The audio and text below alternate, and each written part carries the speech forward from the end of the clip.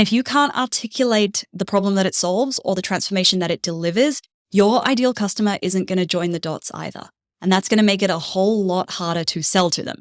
You might have a really exciting idea for an offer that nobody else has ever done before, and maybe you've fallen in love with that idea. I know I have done that before.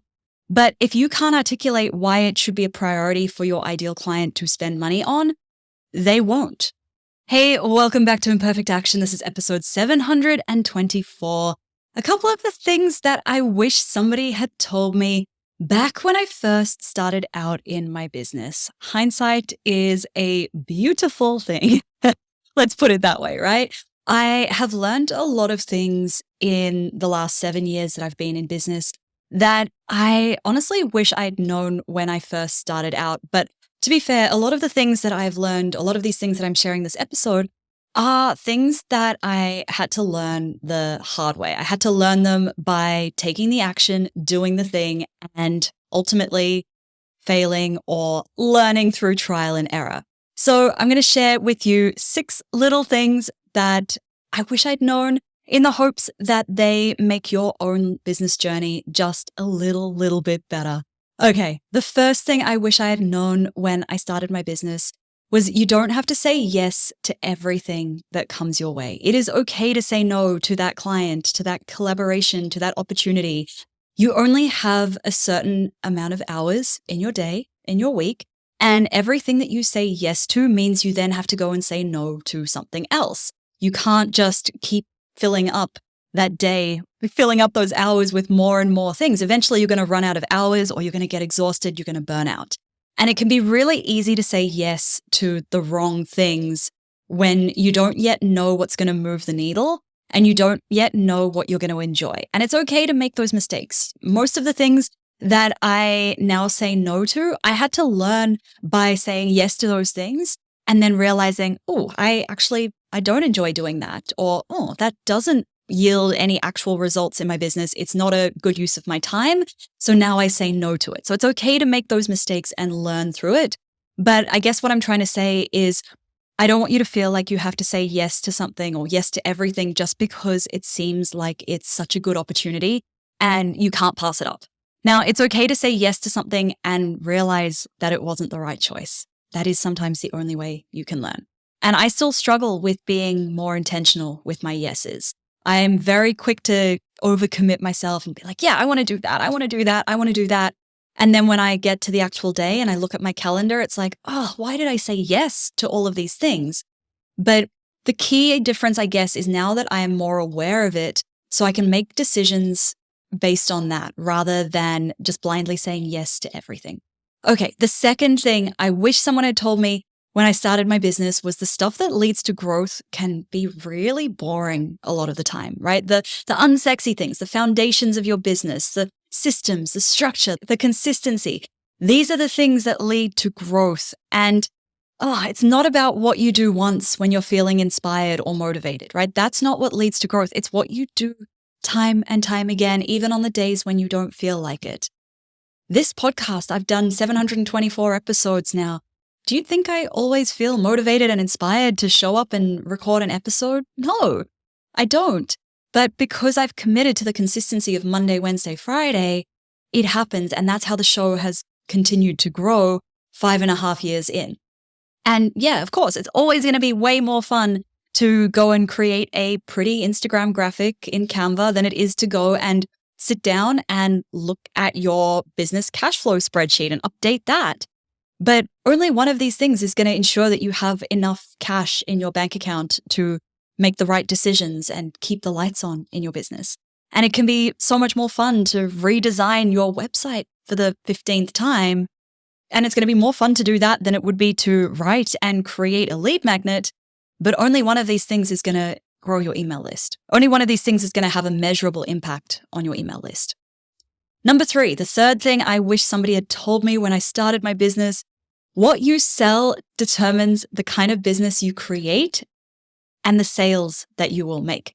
Now, when you are working one-on-one with clients, you will probably hit a point where you will struggle to scale without hiring more people to do that work for you, okay? And then at that point, you become a manager. I learned this one the hard way. I realized, oh, I don't want to be building out an agency. And the only other way for me to scale was to just work more hours in the day. So many business owners could avoid getting stuck here if they just took the time to design their office suites a little bit more intentionally with that long-term vision in mind. And pricing matters as well, right? For example, if you want to build a business where you work 20 hours a week and you make $200,000 a year, then your hourly rate needs to be $192, assuming that all 20 hours a week is client work. If half of that time is admin, well, then your hourly rate needs to be $400, the rate that you are charging to your clients. You can have the best marketing in the world, you can have the best followers, the best podcast, all of the things, you can have a massive audience, but you're going to struggle to scale beyond this point, and you're going to struggle to make those consistent sales if you don't have an intentional strategy behind your offer suite. Now, I have a free training that you can watch. It's called 7 Secrets to Consistent Sales. If you want to watch that training, send me a DM on Instagram. I'm there at stephtaylor.co. Send me the word masterclass and I will send you the link to that masterclass, or you can find the link to it in the show notes below this episode as well. Number 4, I wish someone had told me when I started out in business that I am the most important resource in my business. So that means looking after myself. That goes for you as well. You are the most important resource in your business. So you need to look after yourself. Not money, not software. Those things aren't the most important resources. You are. Your health is. But most business owners tend to put themselves last.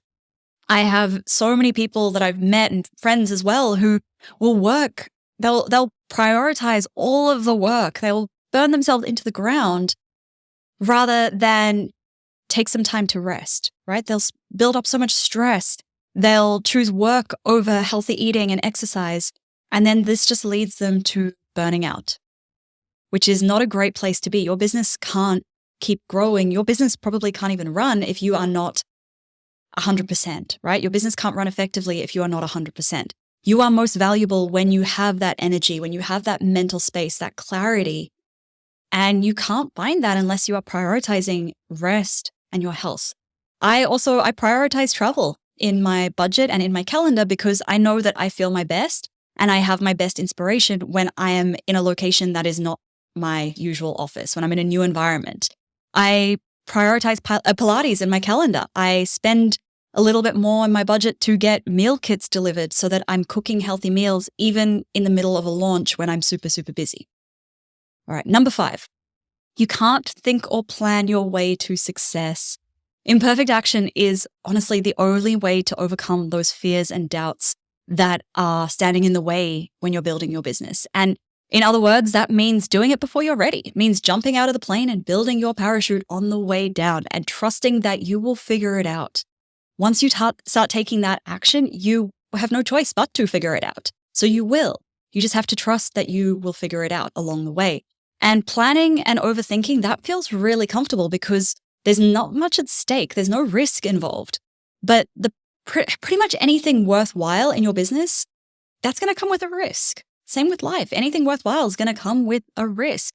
Yeah, you might fail. You might make a mistake. You might embarrass yourself.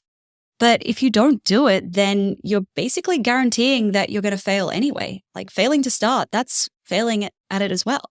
So back in episode 715, I shared a couple of steps to start taking imperfect action in your business. If you want to listen to that full episode, shoot me a DM on Instagram. I'm there at stephtaylor.co. 715. Send me 715, just that number, and I will send you the direct link to that episode. And we'll pop a link to that one in the show notes as well. All right, number 6. I wish someone had told me before I started my business that it is so much easier to sell something that solves a problem or delivers a transformation. And if you can't articulate the problem that it solves or the transformation that it delivers, your ideal customer isn't going to join the dots either. And that's going to make it a whole lot harder to sell to them. You might have a really exciting idea for an offer that nobody else has ever done before, and maybe you've fallen in love with that idea. I know I have done that before. But if you can't articulate why it should be a priority for your ideal client to spend money on, they won't. And when it comes to selling an offer like coaching or a done-for-you service or a course or a digital product, somebody is buying that transformation, right? They're not buying because they are excited about it or because it's unique and it's a cool idea that nobody else has ever done before. They're buying because of the problem it's solving for them or the transformation that they are going to receive. Now, excitement, yeah, that might sell shoes, it might sell the latest iPhone, but it's not going to cut it when you are selling something that is expertise based, right? They want that transformation and they want it quickly. They want you to solve their problem and they want you to solve it quickly. That is what you are really selling. And I wish I had known this. I wish I'd wrapped my head around this a few years ago because it would have saved me a lot of trial and error and all of the things that I've talked about in today's episode, right? Not saying yes to everything that comes your way, being okay to deal with the boring stuff and knowing that the boring stuff is sometimes what is going to lead to the growth of your business.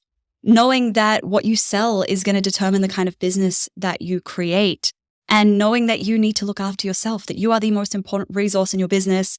You can't think or plan your way to success. So knowing that imperfect action is the only way to overcome those fears and doubts. And then lastly, knowing that the best thing to sell is something that solves a problem or delivers a transformation. It's going to be the easiest thing to sell. Now, make sure you hit subscribe so you don't miss every new episode released every Monday, Wednesday, and Friday. And if you haven't yet left a quick rating or a review, I really would appreciate if you took 30 seconds to do so in Apple Podcasts. I read every single one of them. It means a lot to me. It means a lot to my team because it takes quite a bit of time to produce these episodes. Thanks so much for listening. Catch you next time.